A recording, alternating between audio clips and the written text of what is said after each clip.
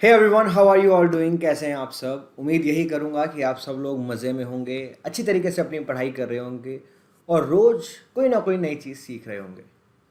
दोस्तों, लाइफ में अगर कुछ बनना है तो आपने बचपन में एटॉमिक स्ट्रक्चर पढ़ा होगा। एटॉमिक स्ट्रक्चर में दो बहुत फैसिनेटिंग यहाँ पर सब एटॉमिक पार्टिकल्स हैं, जिनमें से एक इलेक्ट्रॉन है और एक न्यूट्रॉन है। या तो आप लाइफ में न्यूट्रॉन बनो, मतलब एक न्यूट्रॉन जो कि ना ही पॉजिटिव होता है ना ही नेगेटिव होता है, it has a neutral charge. तो लाइफ में जब भी कोई ऐसा इशू आए, मतलब पॉलिटिकल इशू या कहीं पे कोई डिबेट हो रही हो या आपको किसी चीज़ को एनालाइज करना हो, बी रैशनल इन इट। और अगर अपने आप को बेहतर बनाना है तो दोस्तों इलेक्ट्रॉन बनो। Not in the charge sense, charge की सेंस में नहीं। एक इलेक्ट्रॉन के पास कैपेबिलिटी होती है अपनी कंफर्ट जोन से बाहर निकल के एक्साइट होने की। सो बी आई इलेक्ट्रॉन और हमेशा पॉजिटिव रहो लाइक अ प्रोटॉन। मैं हूं आप लोगों का होस्ट अमन शर्मा। आप लोगों के लिए मैं एक अलग तरीके से न्यूज़ एनालिसिस कर रहा हूं and I would love if you will like, share and subscribe to our channel. And please इस वीडियो को पूरा देखना। और इस वीडियो का मेरा मेन मकसद ये होता है कि मैं आप लोगों के साथ डायरेक्टली इंटरेक्शन कर सकूं, क्योंकि इस ऑनलाइन दुनिया में जो एक चीज़ की कमी रह गई है, हम लोग डिजिटल बोर्ड के थ्रू पढ़ाते हैं, हम लोग वाइट बोर्ड के थ्रू पढ़ाते हैं, पावर पॉइंट प्रेजेंटेशंस के थ्रू पढ़ाते हैं, पर एक चीज़ की कमी हमेशा रह गई है, वो है इंट्रैक्शन की। तो यहाँ पर जब आप मुझे अपनी मोबाइल फ़ोन की, लैपटॉप की, कंप्यूटर की स्क्रीन पर देखोगे तो आपको समझ में आएगा कि मैं लाइव सिर्फ और सिर्फ आप लोगों के साथ इंटरेक्ट कर रहा हूँ। 23 अक्टूबर 2020 हमें आज बहुत बड़ी खबरें देखने को मिलेंगी। और आज की जो सबसे बेहतरीन खबर है वो है कि एक नया ऑर्गन साइंटिस्ट ने डिस्कवर किया है हमारी थ्रोट के अंदर। Basically you can say researchers ने एक नया ऑर्गन ढूंढ निकाला है जिसका नाम रखा गया है टुबेरियल ग्लैंड। अभी तक ये चीज़ क्लियर नहीं है कि ये ग्लैंड को कैसे क्लासिफाई किया जाए, एक माइनर ग्लैंड के रूप में, मेजर ग्लैंड के रूप में, या एक सेपरेट ऑर्गन के रूप में इसे डिफाइन किया जाए। पर this discovery has a very important role in medical science. अगर आप लोग यूपीएससी की तैयारी कर रहे हो तो GS paper number 3 science and technology के अंदर और प्रिलिमिनरी एग्जामिनेशन के अंदर एक सवाल आपका इस ग्लैंड से रिलेटेड बन सकता है। अब इसकी कहानी बड़ी इंटरेस्टिंग है। हुआ क्या कि रिसर्चर्स इन्वेस्टिगेट कर रहे थे कि जो रेडिएशंस होती हैं उसका हेड और नेक के ऊपर क्या इम्पैक्ट पड़ता है। मतलब अगर किसी की बॉडी में, कोई नेक में या हेड में कोई ट्यूमर्स हो जाते हैं तो उस समय पर क्या इम्पैक्ट पड़ता है। सो रेडिएशंस डाली उन्होंने। जब उन्होंने रेडिएशंस डाली तो उनको नज़र आया कि जो नेज़ोफिन्स है, जो आपकी नाक के पीछे का हिस्सा है, वहाँ पर उन्हें एक सलाइवरी ग्लैंड जैसा एक ऑर्गन देखने को मिला। Salivary gland is that organ in our body जो कि सलाइवा प्रोड्यूस करता है। जो सलाइवरी ग्लैंड सिस्टम होता है हमारी बॉडी का, उसके अंदर 3 मेजर ग्लैंड्स होते हैं और 1000 के आसपास माइनर ग्लैंड्स होते हैं। सो ये जो एक नया ऑर्गन देखा गया है, इसकी लोकेशन आपकी स्क्रीन पर भी आ रही है। अब ये ऑर्गन मदद करेगा कि अगर किसी व्यक्ति को किसी भी तरीके का ट्यूमर है नेक में या हेड में, तो अब हम लोग ये देखेंगे कि इस ऑर्गन का रोल क्या है और इस ऑर्गन के अंदर कौन कौन सी चीज़ें इंपैक्ट कर रही हैं किस किस डिजीज़ के अंदर। तो जब हम लोग वो वाली चीज़ें एनालाइज कर लेंगे, सो एक बड़ा सॉल्यूशन हमारे सामने आ जाएगा। एंड हु नोज कि कोरोना वायरस के अंदर या कोरोना वायरस से डील करने के लिए एक नया ऑर्गन हम लोगों को एक नई उम्मीद दे दे। तो इस फाइंडिंग की सिग्निफिकेंस बहुत है। खासकर साइंटिस्ट ने ये चीज़ कह दी है कि नेक कैंसर या हेड कैंसर से रिलेटेड जो चीज़ें हैं वो डैमेज कर देती हैं हमारे सलाइवरी ग्लैंड्स को। बिकॉज जब हम लोग रेडिएशन थेरेपी से कैंसर को ट्रीट आउट करने की कोशिश करते हैं, उसका इम्पैक्ट हमारे बॉडी के अलग अलग ऑर्गन्स के अंदर भी होता है। सो एक पॉइंट तो ये। सो ये आपकी आज की एक बहुत बड़ी खबर थी। इसके साथ साथ गाइस, बिहार इलेक्शन होने वाले हैं, ओके। और बिहार इलेक्शन से के अंदर यहाँ पर अलग अलग पार्टी अपने अपने मैनिफेस्टोज निकाल रही हैं। दो चीज़ बिल्कुल हिट चल रही हैं। एक तो कोरोना वायरस हिट चल रहा है। काफ़ी सारी पॉलिटिकल पार्टियाँ कह रही हैं कि अगर वो सत्ता में आ गई तो कोरोना वायरस की वैक्सीन मुफ्त में दे देंगे, फ्री में दे देंगे। वो वैक्सीन जिसका अभी तक हम लोगों को अता पता नहीं है कि वैक्सीन कब आएंगी। और अभी आपको पता होगा कि ऑक्सफोर्ड यूनिवर्सिटी की जो एक वैक्सीन जिसकी टेस्टिंग हो रही थी, उस वैक्सीन की वजह से एक व्यक्ति की मृत्यु भी हो गई है। दिस इज अ थिंग कि वैक्सीन्स के ट्रायल्स में यहाँ पर अभी हमें फ्लॉज नज़र आ रहे हैं। क्यों ऐसा क्यों होता है? वैक्सीन के ट्रायल में क्यों आते हैं फ्लॉज नज़र? कोई रीज़न? एक कमेंट बॉक्स में आप लोग मुझे बताना कि ऐसा क्यों होता है। कारण क्योंकि देखो, कोई भी वैक्सीन है तो या तो वो लाइव या एटेन्यूएटेड वायरस से बनेगी या उसके अंदर हम लोग डेड वायरस का यूज़ करेंगे। अगर वो लाइव या एटेन्यूएटेड वायरस है जिसकी हम लोग स्ट्रेंथ कम कर देते हैं, तो जब भी हम लोग उसकी स्ट्रेंथ कम करेंगे वो एक्टिवेटेड तो है, तो अगर वो हमारी बॉडी के अंदर एंटर कर गया और हमारा इम्यून सिस्टम इतना कैपेबल नहीं है कि उससे फाइट कर सके, it will have a negative effect. So उस पर्टिकुलर चीज़ को आपको याद रखना है। बिहार इलेक्शन में एक और चीज़, अनएम्प्लॉयमेंट के ऊपर भी बात की गई कि एम्प्लॉयमेंट जनरेशन सारे मैनिफेस्टो में सुपर आए हैं। पेंशन स्कीम्स, ओके, जो फार्म लॉ से रिलेटेड यहाँ पर हमारे सामने अभी लॉज आए हैं उनको रिलेटेड बात की गई। बीजेपी ने वहाँ पर अनाउंस किया है कि 3 लाख टीचर्स कॉलेजेस जो स्कूल्स और यूनिवर्सिटीज़ के अंदर हैं, 5 लाख जॉब्स आईटी सेक्टर में और 1 लाख जॉब्स मेडिकल सेक्टर में प्रोड्यूस होगी। तो 19 लाख जॉब्स का यहाँ पर वादा किया गया है। अभी हम लोगों को जॉब का सिनेरियो कुछ ऐसा नज़र नहीं आ रहा है, but this is what the manifesto says. ये मैनिफेस्टो का कहना है।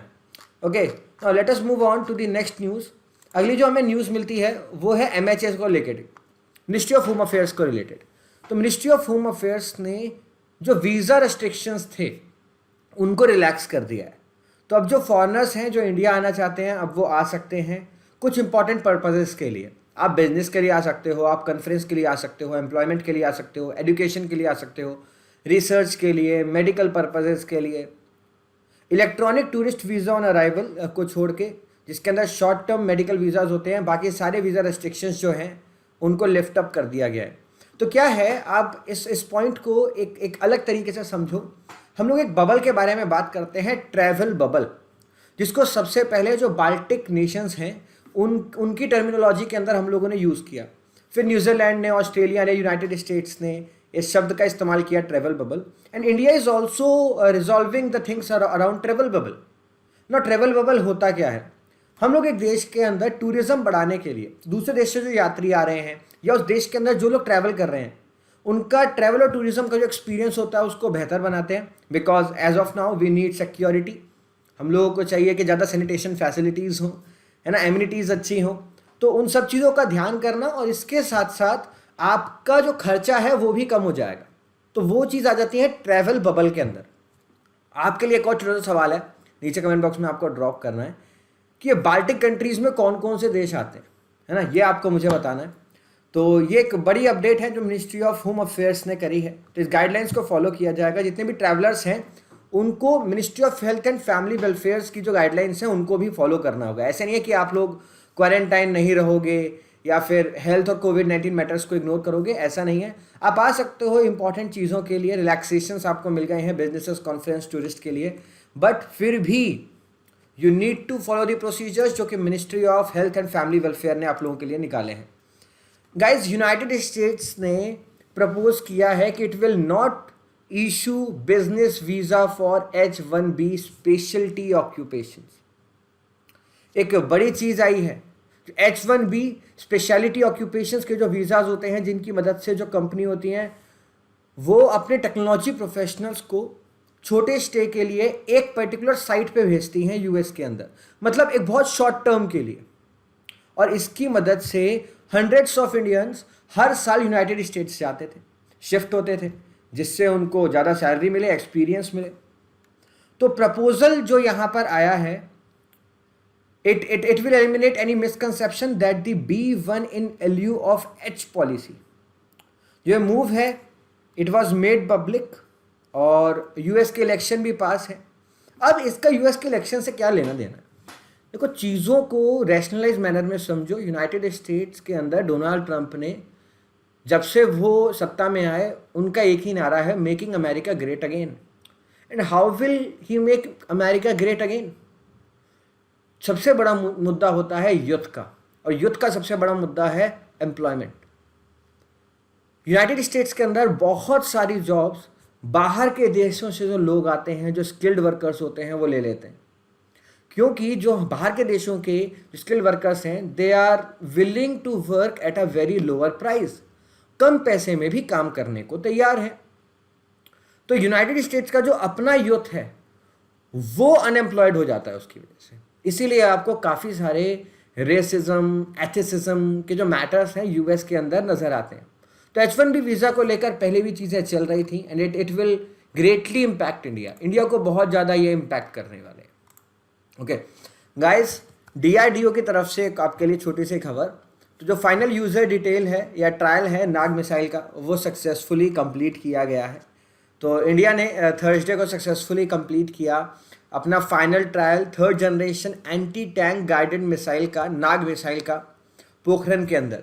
गाइस, एक और हमारी मिसाइल है जो कि एंटी टैंक मिसाइल है, उसका नाम है हेलेना का एक अपडेटेड वर्जन अभी रिसेंटली न्यूज़ में था। वो कौन सा है? छोटा सा सवाल आप लोगों के लिए कमेंट बॉक्स में मुझे आप लोग ड्रॉप करके ज़रूर बताना। नाउ गाइस, प्रधानमंत्री नरेंद्र मोदी जी गुजरात में थे। तो मोदी जी गुजरात में थे। गुजरात में क्या किया? गुजरात में 3 प्रोजेक्ट्स को लॉन्च किया है। तीनों प्रोजेक्ट आपके लिए इंपॉर्टेंट है। पहला प्रोजेक्ट है गिरनार रोपवे। तो जो माउंट गिरनार है जूनागढ़ के अंदर, वहाँ पे एक रोपवे इनॉग्रेट किया है। ये जो रोपवे 1983 के अराउंड बनना था, पर उसका कंस्ट्रक्शन सितंबर 2018 के अंदर चालू हुआ और ये एशिया का one of the longest ropeway है। Remember this. इसके बाद गिरनार के सिग्निफिकेंस इंपॉर्टेंट है because it's a pilgrimage site in India because of presence of Ambe temple. तो अम्बे टेम्पल है वहाँ पे, दत्तात्रेय टेम्पल है, बहुत सारे हिंदू टेम्पल्स हैं और जैन टेम्पल्स हैं जो आपको गिरनार के अंदर देखने को मिल जाएंगे। इसके साथ साथ एक रिसर्च इंस्टीट्यूट खुला है, UN Mehta heart research institute. 850 beds का ये इंस्टीट्यूट है जो कि गुजरात के अंदर खोला गया है। बहुत सारे प्रोविजंस हैं जो इस रिसर्च इंस्टीट्यूट को बेहतर बनाते हैं। किसान सर्वोदय योजना को लॉन्च किया गया है जिसका मेन मकसद है कि इलेक्ट्रिसिटी पावर प्रोवाइड किया जा सके एग्रीकल्चर के लिए फॉर दी फार्मर्स जो कि इस रीजन के अंदर है। Guys, union minister of state for culture and tourism Shri Prahlad Singh ji ने वर्चुअली लॉन्च किया है life in a miniature project. तो एक नया प्रोजेक्ट लॉन्च हुआ है, life in a miniature. Now what is this life in a miniature project? तो इसको ना गूगल के साथ हम लोगों ने कोलैबोरेट करके लॉन्च किया है। जो गूगल आर्ट एंड कल्चर है उसके साथ मिलके हमारी मिनिस्ट्री ऑफ कल्चर ने इसको लॉन्च किया है और इसमें हम लोग मिनिएचर लाइफ क्रिएट कर रहे हैं हमारे हेरिटेज की, जो हमारे देश की हेरिटेज है उसकी। तो Google art and culture application पे जो ऑनलाइन आप लोग जाकर अपने एक्सपीरियंस ले सकते हो, वर्चुअल ऑगमेंटेड रियलिटी का एक्सपीरियंस ले सकते हो आर्ट गैलरीज का, जिसमें आपको इंडियन आर्किटेक्चर की एक झलक मिलेगी, आपको सीखने को मिलेगा, आपको मिनिएचर पेंटिंग्स के बारे में देखने को मिलेगा। तो आर्ट एंड कल्चर के लिए ये एक इम्पॉर्टेंट चीज़ है। और इसके बाद दोस्तों आज के हमारे इस मज़ेदार न्यूज़पेपर डिस्कशन तो दोस्तों आज के हमारे करंट अफेयर डिस्कशन सेक्शन में इतनी ही चीज़ें थी। उम्मीद करता हूँ आपको मज़ा आया होगा इस लाइव इंटरेक्शन के अंदर। इसके साथ साथ इस सेक्शन के अंदर हम लोग एक और चीज़ इंट्रोड्यूस करेंगे। इसके अंदर एक सेक्शन आएगा जहाँ पर एक इम्पॉर्टेंट मुद्दे के ऊपर हम लोग एनालिटिकल व्यू देखेंगे। वहाँ पे मैं हर दिन एक टॉपिक को लीव आउट किया करूँगा। आप अपने जो विचार हैं वो आप नीचे कमेंट बॉक्स में डाला करेंगे। उन विचारों को साथ में लेकर अगले दिन जब आपको मेरी वीडियो मिलेगी उस टॉपिक के बारे में हम लोग एक्सट्रीम डिस्कशन करेंगे। आज का टॉपिक हमारा क्या होने वाला है? आज का आपके लिए जो मेरा सवाल है वो ये है कि हम लोग वैक्सीन को फ्री में बांटने की बात कर रहे हैं ना। वी आर ट्राइंग कि हम लोग वैक्सीन को फ्री में बांटेंगे। सरकारें अलग अलग वादे कर रही हैं। Do you believe this is possible? या ये फीजिबल है? पहले ये फीजिबल रहा है, पर क्या अब के सिनेरियो में कैन वी अफोर्ड इट? और वैक्सीन कब तक आएगी? क्या वैक्सीन को सिर्फ और सिर्फ एक पॉलिटिकल मैंडेटा के रूप में, एजेंडा के रूप में इस्तेमाल किया जा रहा है? Now this is the question for you. हंसते रहिए, मुस्कुराते रहिए, and don't forget to like, share and subscribe. Bye bye, take care.